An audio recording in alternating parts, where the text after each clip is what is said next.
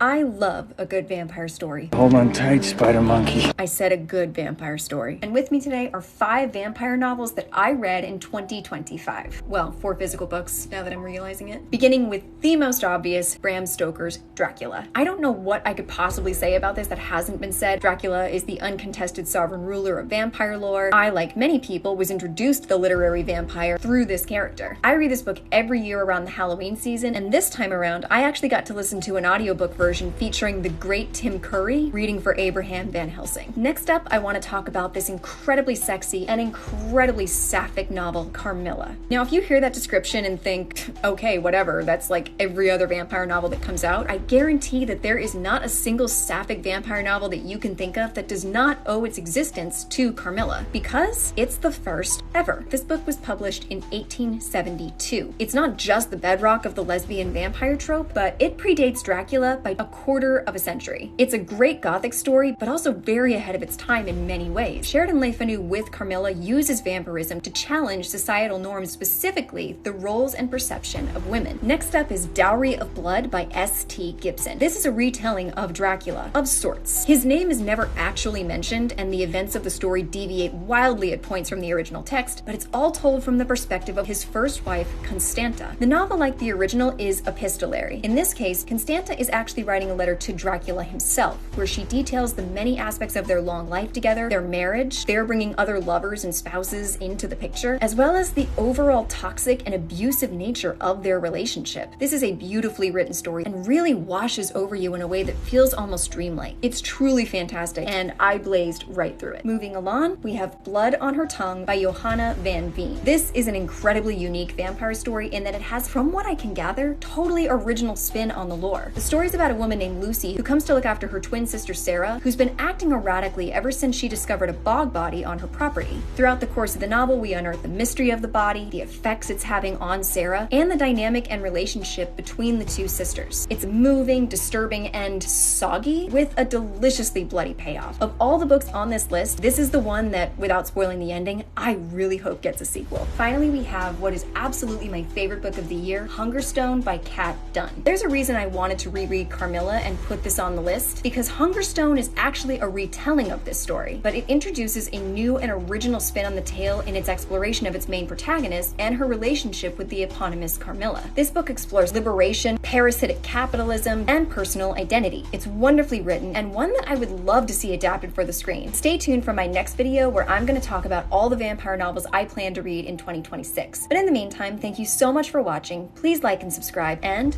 good evening.